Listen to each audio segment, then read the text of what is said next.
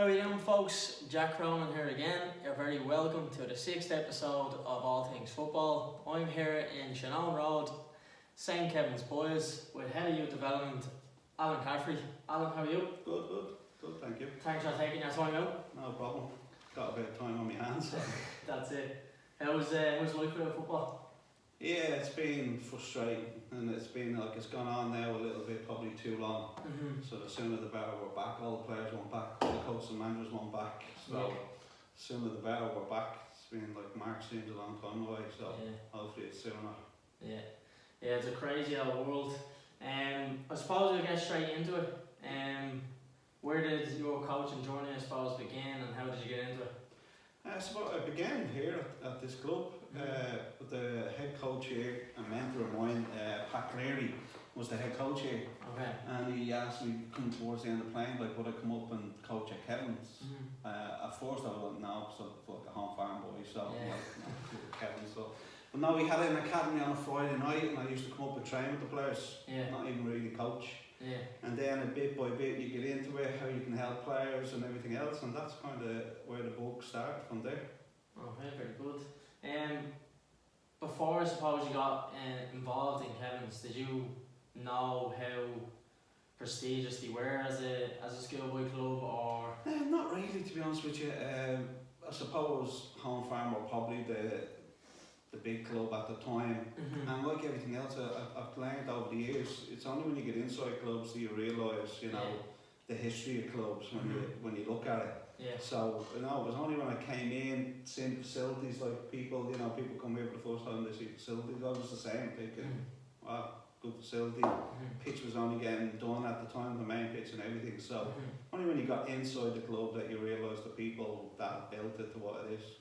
Very good. From yourself being involved around schoolboy football for a number of years, and just knowing Kevin's as a club, I suppose, as well, how do you think Kevin's have built such a strong and big reputation for developing, I suppose, great players and great teams? What do you think that comes down to? And there's loads of different, like, you can never, sometimes you can just look at the football end of it, but there's loads of things, like, you've got to have a very good board that like have a vision to always push the club forward. So like at this club, you've got 4 like pillars of the club that are here in 30 years. You've got Michael Collin, the chairman.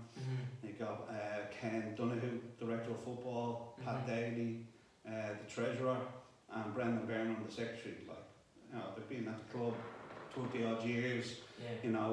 And they do more than what their titles would be. Like, they're brilliant football people.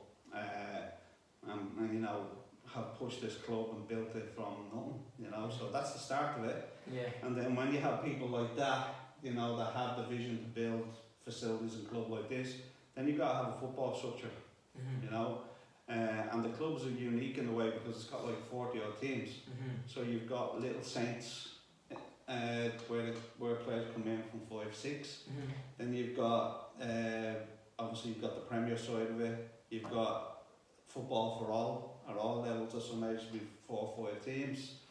Then you've got, obviously now the League of Ireland section's being added to it.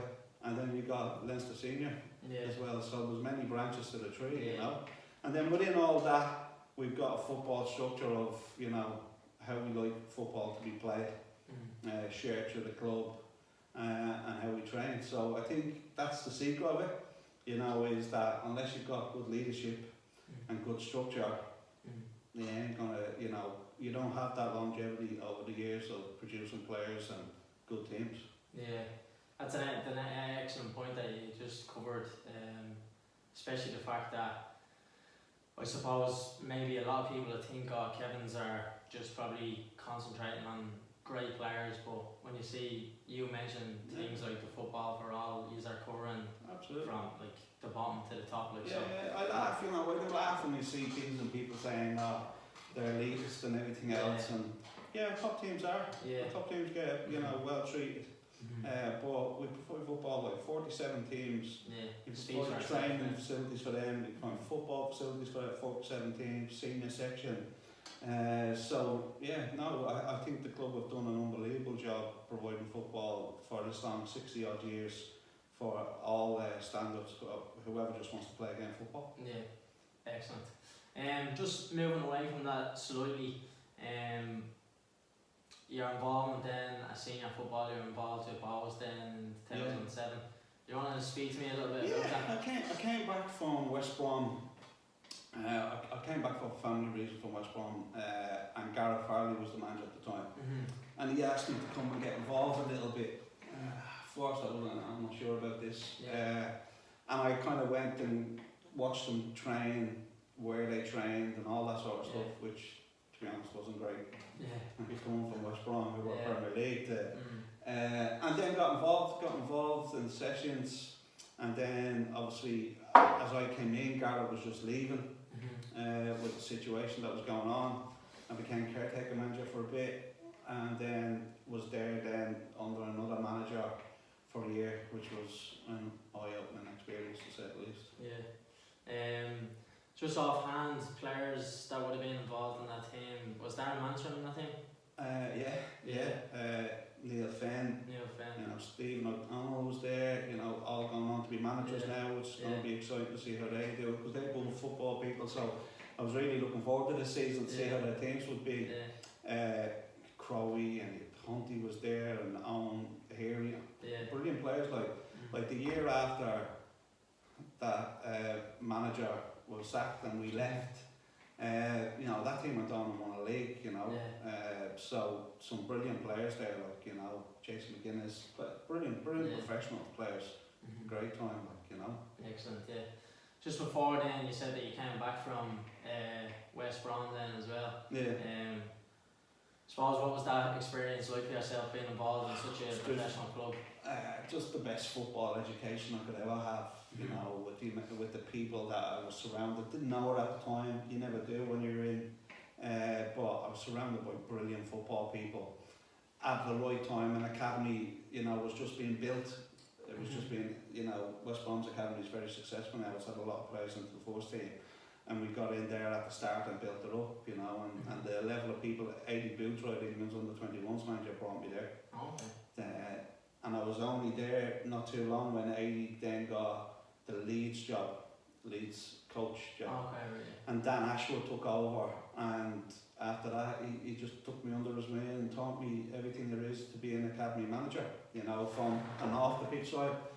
And then there was great football people there, like Michael Appleton was there, Craig Shakespeare, who was at Watford with Nigel Pearson, Brian Robson was manager of the first team, Gary Megson was manager of the first team as well. So I got to see like how a proper professional football club is run, and how a proper professional academy is run. You know, the time you have to put into it to build something from the start for it to be successful in 5 years. Not many people stick around in jobs for 5 years. Certainly not anymore. So it was the best. You know, it was the best football education I've kind of ever had, to be honest with you. You know, you do courses and everything else, but for me, you cannot beat hands-on experience. You know, and you don't realise it at the time what you're learning. You know, sometimes you sit in meetings. I would have sat in meetings with Dan and thought, oh my God, he's going on one again. And then I do it here and go on one, and I sometimes think, oh, I get where that was coming from, all right. So you know, everything that I learned there on how to build an academy, how to develop players, I took home here. Because I would have seen, like, what frustrated me as well was a lot of Irish players were coming over to us, and like they were lost. You know, we do possession games, they wouldn't have a clue.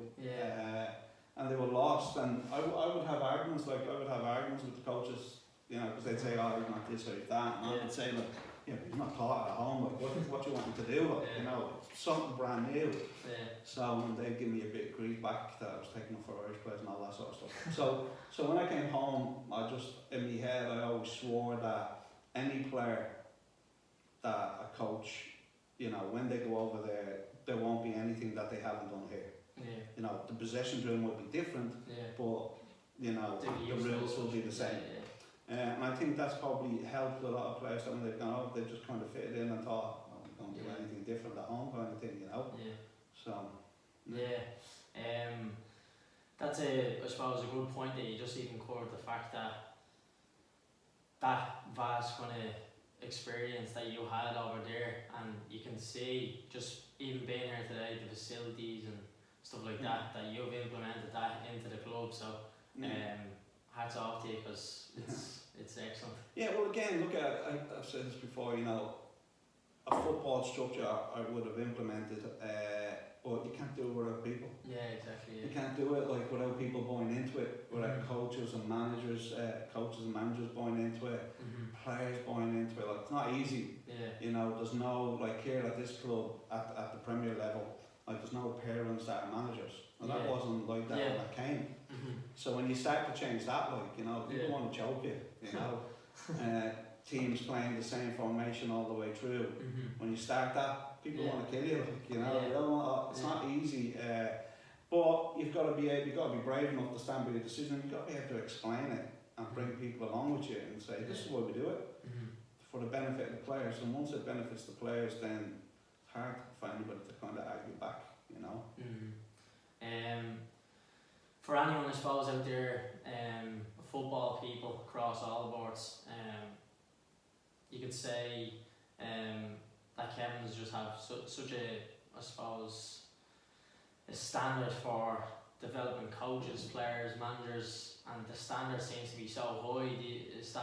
What does that come down to? Is there I think it's just the basics of, you know, what we're about. You know, off the pitch we've got, you know, shake hands and be respectful and engage with the players. You know, on the pitch you want to play football a certain way, you're going to play football a certain way, you've got to train a certain way.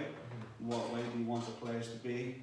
And I think that carries the players. Like, the biggest thing is we always have this chat about it, is that, you know, 95% of the players are going to go on and be decent human beings and have lives.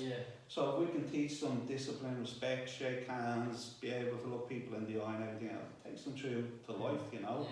They travel, you know, our players travel all over Europe and play in tournaments, so they're able to go on flights on their own, be in hotels on their own. It's basic life skills that you're going to need. So as well as the football, we look after it, you know, off the pitch as well. And from a coaching point of view, I think the way we look at it, like, we don't pay coaches because we can't pay coaches. But what I think we like to think we do is we give them a great football experience. So if you're a coach here, you know, at the younger ages, you know, you're gonna coach against some of the best academies in the world.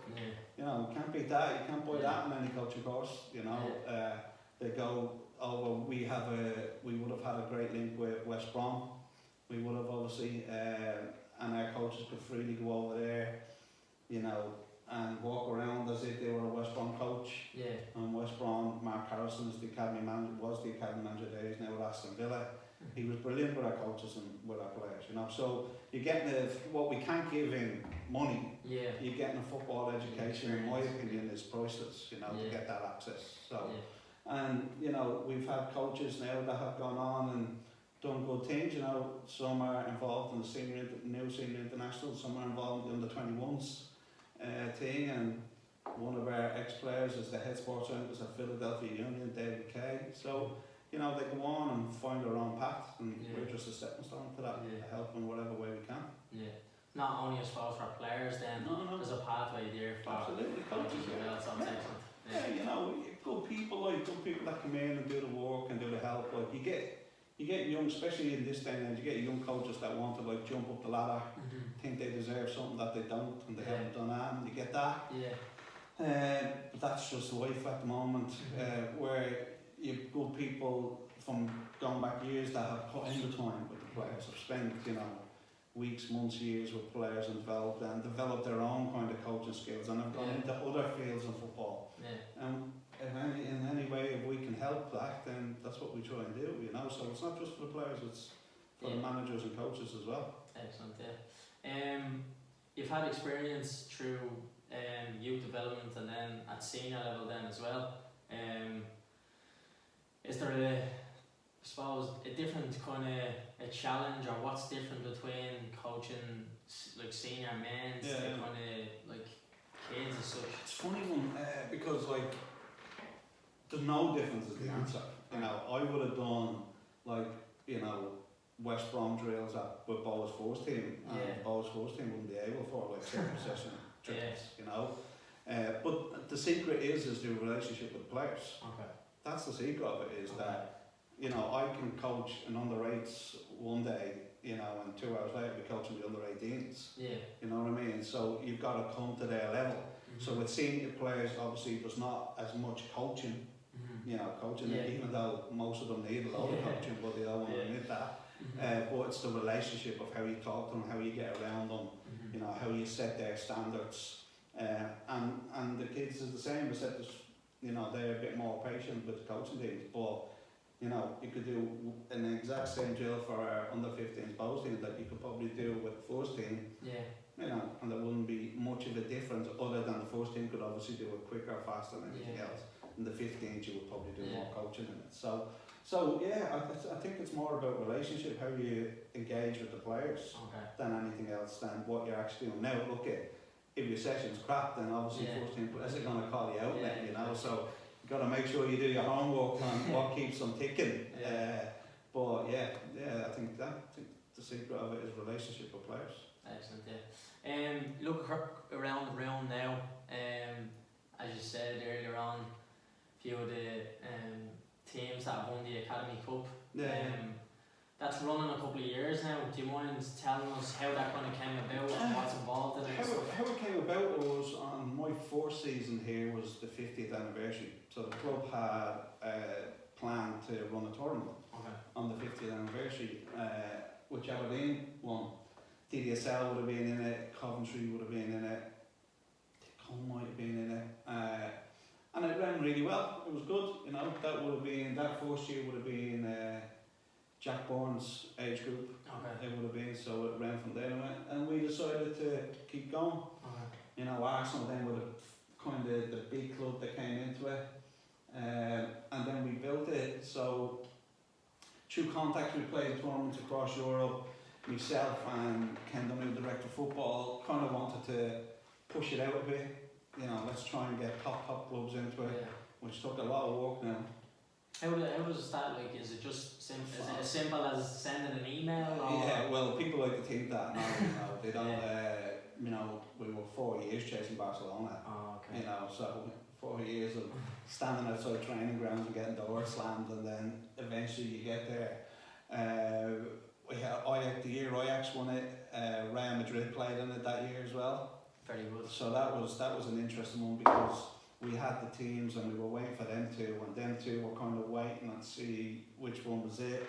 And then they both came within the same week that they were going to be a part of it, which was huge. Like, Ajax and Real Madrid in your tournament. It was brilliant. And then, in my opinion, the biggest and best academy club in the world came into it, and they're brilliant. They just bring something to accuse around the block for people wanting to come and watch them. So there's a lot of work goes into it to get Borussia Dortmund. You know, there's been so many.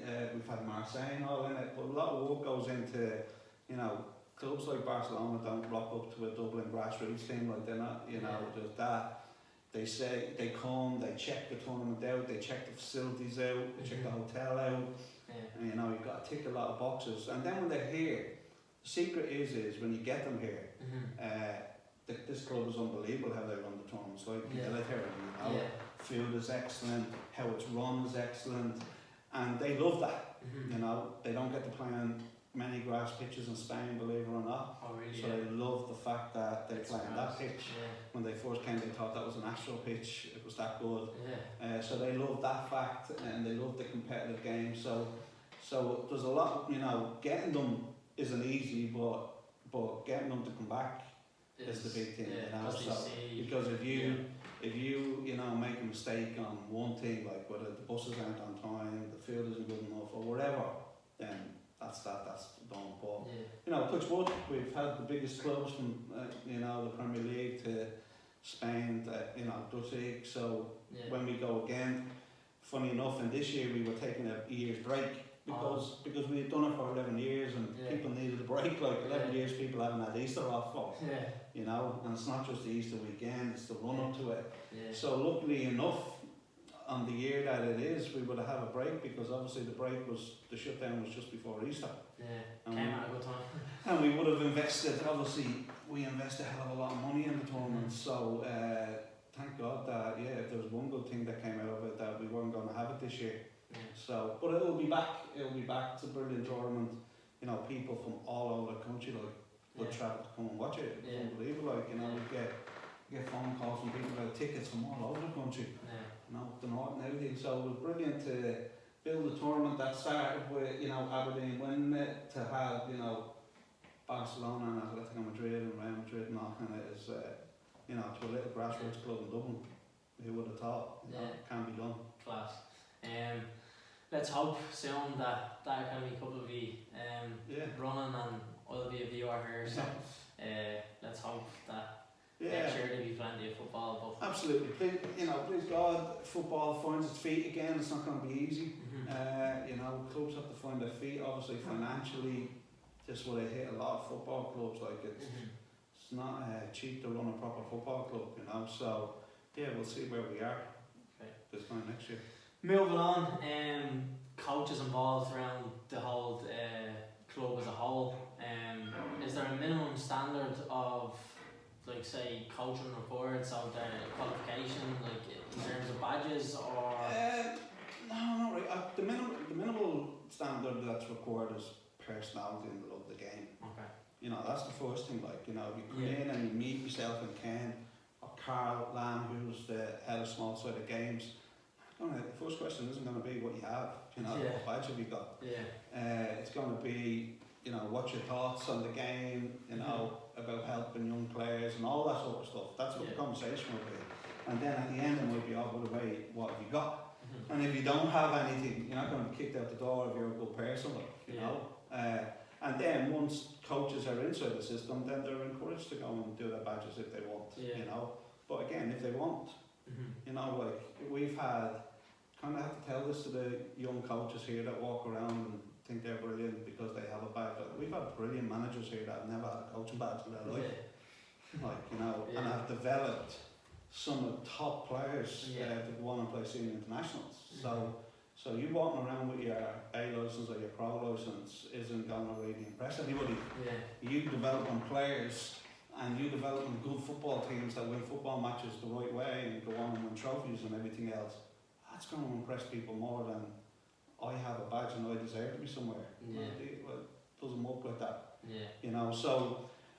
So that's the minimum, love of the game, and then obviously when they come in, because the other thing is you've got to realise is, and this is what's killing the game in the city and this country, is that you've got brilliant football people that want to be involved in football clubs, 40, imagine 47 teams, how many coaches and managers that are, have jobs and families. Can't afford to pay hundreds of thousands, thousands on badges. Can't afford to take 3 weeks out of work without the holidays to do that. You can't have, and this is one of the problems we've had in the last couple of years, great football people that were managers, loads of names that we've had here, we've had names that wouldn't mean anything to anybody, there's Joe Quinns and there's Jerry O'Neill's and Mick McCarthy's, and their names will be big names here. Brilliant football people, but at an age and stage in their life where they don't want to be sitting in a room doing badges. And I think that's killed the game in this city a little bit. Around the country probably, I don't know, but certainly in the city I've seen great football people think, I'm not having this, So but unfortunately it is part of it, and it is good because obviously it's education, and depending on where you want to go with your football coaching career, well then you need to have them. It's like a driver's license. You need to have it. So by all means have it, but you've got to have experience behind it. Just because you've got, I've seen even about 100 years ago, the first team manager had a pro license, you're an under 12s team, it's on the first team. You know what I mean? So just because you've got a pro license, in this day and age, if you want to be a good coach and pass your certificates, probably if you went into the good computer course and became brilliant at presentations, then people will probably pass. But that doesn't mean that you'll get the respect of players on the pitch. they'll sink through that pretty quick. You know, I say to our young coaches, like, you know, and I'm not having a go at young coaches, I've said young coaches because this is what the way they're being brought up through this coaching thing, but like, you know, they do brilliant PowerPoint presentations on sessions on the computers and all, but I've never seen an iPad lose the ball. You know, so when you put in a session, it goes here, it goes there, it goes there, and it goes in the back of the net. But what do you do when that player can't play there? You know, that's not on your iPad. You know, you've got to deal with people. Eventually, you've got to deal with young players or older players or whatever stage you're at. You've got to deal with them. So that's why hands-on experience is, you know, valuable, really. Yeah, that's very good, and I hope that that message comes across to anyone, because from anyone even being involved through football and wants to get into coaching, that could be stopping someone. So usually even saying they're just someone that has a passion or a love for the game is welcome here with open arms. So that's for anyone that is watching out there at the moment. If you feel like, oh, you don't have a coaching badge or you're not as good as anyone, Caffo's just covered everything there, so that's excellent. Absolutely. There's never been a time more in this country that we need good football people. You know, I look at like GAA clubs around me and just good people in the community helping in the game. You know what I mean? They're not being driven out of GAA. There's a part there for everybody. Where in football, good people are being driven out of the game. They are. And they might think that they're not. I mean, authorities might think that they're not, or associations might think that they're not. They are. That's a fact. You know, so we need them. So if ever there's any good people out there that want to get involved, whether you want to get involved in managing down below the ages or you want to just help, you know, you want to help around the club, we're always looking for people. Like I said, 47 teams is a lot of coaches and managers and helpers to keep that going, you know, and more people that want to get involved in it, you know, because of the politics of it, unfortunately. Yeah, that's very good that you covered that. I suppose, moving on, the development then of players throughout the club, and you see players going, like, improving massively, and just the whole thing around the club of just development as a whole. But then there's a whole thing about developing players, but you might be winning matches or the success isn't there. That seems to be user development, but the success rate there is just so high as well. Is there a knack to that? Or? Yeah, so, you know, again, in this modern world, like, you're not allowed to say that, like, you want to win. Yeah. And we want, at the top level, we want to win. You know, there's football for all at certain levels, and lads want to go out and play with their mates, and if they win, great. If they don't, like, at this level, like, you're either developing footballers to win, or like, you know, this, that, we all should hug each other and get beaten. Like, you should understand, like, top players, and if, you know, all our players have a dream and they want to go and play at a certain level. You know, they all want to be the next Jeff Hendricks, you know, or Robbie. Well, you know, boys were winners. First and foremost, they were winners, you know, and they developed their games, you know, they had, as players, they developed their games on position they play in, you know. So we speak about the top, well, we want to win football matches, like, you know, don't want to develop losers, like, we want to win football matches. So how do we develop, you know, winners? So we want to win. How do we want to win? This is the way we want to play. All right, that's grand. So this is the way we want to play. How are we going to train? This is how we're going to train. How are we then individually going to get them players to do that? You know, do they understand their positions and all? So there's a lot goes into putting to that, and eventually, if you develop the players properly, you know, how to play, you know, what to do under pressure, under the right time, and not just, you know, how to, you know, win a DDSL league, like, how do you compete against these boys, like, so like being great in Dublin City, you do, like, when you get on the plane and you've got to face the best in Europe, you know, so that's kind of, we're always kind of pushing the players to find their level, you know, and some players have unbelievable work ethic, and some players don't, and they fall off, you know, it's just the way it is. And I'd imagine that's the way it is. I could say to the players, like, imagine if you're an actor, and you push yourself to be the best, you might get somewhere, and if you're an actor and you don't really push yourself, then you never become an actor, kind of thing, you know, so that's kind of the way we do it.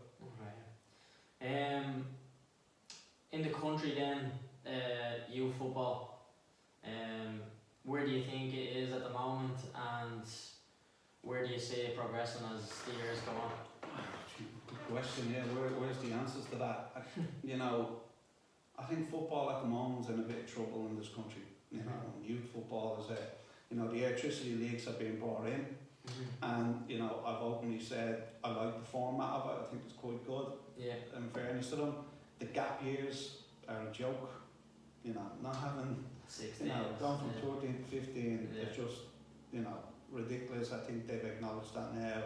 Going from 15 to 17, I think is ridiculous as well, because you're losing half of your team that you've developed and spent a lot of money on. Yeah. You know, developing at under 15. It's crazy. So I think that's a problem. You know, the second problem of that is that, you know, this costs money. I think League of Ireland clubs are now coming to grips with, you know, there was an illusion that DSL clubs were making a load of money and all this sort of stuff, you know. Actually, no, it costs you money. Yeah. It does. You know, we have a fabulous pitch of it. Like, it costs a serious amount of money to have a fabulous pitch. Got good facilities, it costs a serious amount of money to do that, you know. So you've got loads of problems in that. It's like, if you want to do it, well then let's do it properly. Yeah. Let's go and say to all League of Ireland clubs, this is what we're going to do, and this is how much you need to invest in it. And every penny of youth development money goes into youth development. That's it. It doesn't go into other players' wages or whatever you want to do. That's where it goes. And until that's taken seriously, we're going nowhere. We're just painting it. We're just, you know, all to everybody on the outside. Look at this is what we have. But when it comes to development players, we're going to be in trouble. And I stand by what I say. I think in 5 years' time, you're going to see, from a senior international point of view, you're going to see the knock-on effects of where we are currently. You know, and trust me, 40,000 people will not go to the Aviva to see players that aren't at a top level, close to, you know, qualifying, like we are at the moment. You know, like the lads senior internationals get criticised at the moment, like when they're in a playoff, you know, and they're getting criticised. Well, let's see where we are now in 4 or 5 years' time. You know? Yeah, I think you've covered there. I wouldn't probably even thought of that, even gap year, but even covering the fact that you're after working with a group of players for the year, and then after that it's kind of gone by the wayside. It kind of defeats the purpose nearly. You know? Well, if you look at, and obviously this is nobody's fault, but if you look at under 13s and 15s and 17s this year, like obviously they didn't get to start the league. Yeah. Now they're going to come back. The rumour is they're going to come back in the end of August. It'll be over by the end of October. Some players fall into gap years. What do they do? Yeah. And then other players that don't fall into gap years, like they don't play until the following March. A whole year of football gone out the window. You know. So and if you look at the important ages like 13s, 14s, 15s, 16s, 17s, that's just, you know, massive. So there's a massive problem. No matter what way they want to paint it, you know, that we're making progress. No, we're not making progress. So it's like, you know, I've always come to this. It's like if you have an addiction, sit down and say, well, we've got a problem. Stop trying to paint over. Stop trying to put out headlines that, you know, last week or the other day there was like something about Ajax models. You know, we are no closer to Ajax models. You know, like, you know, third division in England, like, have better setups and better than what we have, and we're talking about Ajax. You know, so you know, it needs to change. You know, and this new FAI that we keep hearing about, in the headlines we keep hearing about, well, there's been no new football people brought in. No, so what's new about that? It's the same people. You know, and I'm definitely not talking about myself, but I know a handful of brilliant football people in this city, handful of them, and I would speak to them, and you know, Will Clark does a brilliant job over at Joey's. You know, Shane Robinson at Rovers has done a great job. And why haven't they been brought in and spoke to them last? You know, I just find it unbelievable that, you know, or arrogant, or I don't know, but why have you not spoke to the people that have been successful at doing the job for the over 10 years? Not saying somebody that's been successful over a year or two, like over 10 years these people have done this job. Bring them in and ask them questions, you know. Just because you're outside it doesn't mean that like you don't know, you know, or can't help. So I don't know whether that'll ever change, but we'll wait and see. It needs to change, but whether it does change, we'll wait and see. Good stuff. Last question, and we'll wrap it up. The future for yourself and St. Kevin's, what's the plan? Well, we're always planning at Kevin's, like, in fairness, you know, we're kind of 2020, you know, we always kind of have a 5-year plan. Yeah. You know, what's the next steps, where we want to go. You know, we're fairly new into the Bows Link. You know, it's only second season. Yeah. It is, so going into the third season. So that's kind of new, feeling each other where we want to take that, and then where we want to take the club facilities wise, pushing it forward. So we're all at this club. We're always planning. Where I will be, I don't know yet. You know, I'm getting pretty frustrated with football in this country. So we'll see. You know, Yeah. I'll always work with players. You know, I love this club. It's a brilliant club. So I don't think I'll ever walk away from this club. But yeah, it's frustrating at the moment. You know. So, but got to keep going. Like, got to keep going. Like, you know, we'll look after the players that are in our club and do what's best for them.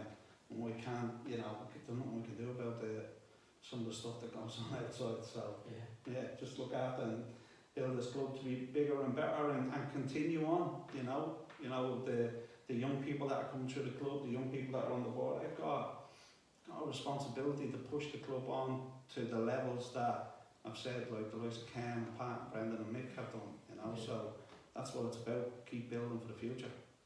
Okay, brilliant. Capo, thanks for No taking problem. your time Appreciate out. it. Great chat, and wish you all the best in the future, and hopefully we'll be another interview will be down the line in the years to come, alright?